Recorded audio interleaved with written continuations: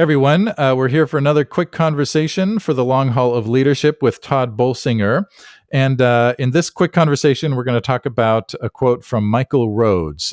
This is from episode 200, titled The Justice Feast. And he says this, kind of asks a question. He says, how does our discipleship help us become people who faithfully exercise power in community, particularly on behalf of the orphan, the immigrant, and the widow? Let me read it again. How does our discipleship help us become people who faithfully exercise power in community, particularly on behalf of the orphan, the immigrant, and the widow? So, Todd, we talk a lot about adaptive leadership, which is the kind of leadership that does not abuse power. Let's say that. And it's the kind of leadership that invites lots of voices into the conversation, learning together.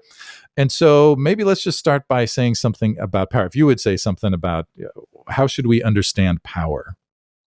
Well, so I love this quote. And to be honest, what I'd like to almost do is just say, please just have Michael replay Michael's episode with you for the next 6 minutes and let that be the quick conversation, because right. He actually knows way more about this than I do. But what I would add to this is this, which is power is really important, because power is how, when rightly exercised, is how evil is contained in the world.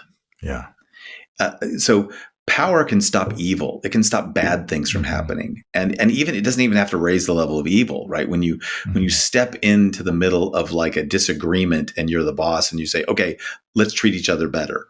Let's you can stop bad things from happening. That's what power, that's the basic bottom line use of power. Right. Do not let people be harmed. Right. On behalf of, he says, of the orphan, the immigrant, and the widow, right? Those who are the weakest, right? Well, he goes to that, right? Look on behalf of those who are the weakest.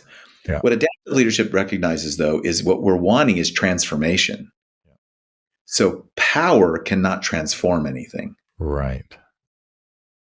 But when many of us who all want to be all about transformation, right? Yeah. Power cannot transform. Power can stop things. It can't make good things. Those of us who talk about good things, sometimes we're talking about good things as if we have as almost with a sense of privilege, like, oh, well, it's easy for us to talk about competing values or being vulnerable or being, being the kinds of leaders who can step into a situation and collaborate. Right. You don't have something on fire. You don't have something bad over here. You have so what power needs to be understood by is that it is the basic unit of trust. And if you abuse power, then you have no trust for anything else. Right. It just has to be understood that. So we have got to disciple people to understand when you have a power and authority, when you have any kind of privilege, you have to use that to make the world a safer, better place especially for the most vulnerable. And anything else is built on top of that. It's the minimum requirement. Right. Yeah, I love that. And as you're speaking, I started thinking about Jesus, go figure, right? Who had a lot of power and used it but his power was transformational, right? It was, so I wonder, I'm sure you've thought about this. I mean, Jesus in some ways was an adaptive leader, right? Because there was transformation that came out of that. And it was, he used his power for the lifting up and the restoration of those who suffered the most, and even those who didn't suffer but needed transformation too. So maybe just say something about that as we close here. Yeah. So it's harder for me to actually identify with Jesus as an adaptive leader because, in one sense, he's the perfect. He understood perfectly the will of God. Right. Paul and the rest of the disciples had to be very adaptive. Okay. They were experiencing loss all the time. Now there are moments where Jesus experiences loss and he's very human. Right. But for me, when I look at Jesus as demonstrating this is what the all-powerful one does. Yes. The all-powerful one does is literally releases power for the sake of the other.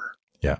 Right? He doesn't call down a squadron of angels to rescue him off the cross. Instead, he suffers and dies on our behalf. Right. So Jesus really demonstrates that everything is about, in the kingdom of God, is about the love and justice that will redeem everyone.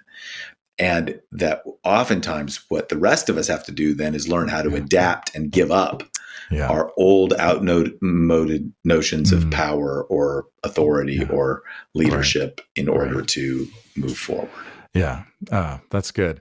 It's hard because of the message that the world, our society, our culture gives us about power all the time, right? And so then to be formed in a way that gives power, that shares power, that invites into the power that we have, and for the sake of those who need it most. Yeah. Good. So good. Let me read the quote one more time. From Michael Rhodes, episode 200. He says, "How does our discipleship help us become people who faithfully exercise power in community, particularly on behalf of the orphan, the immigrant, and the widow?"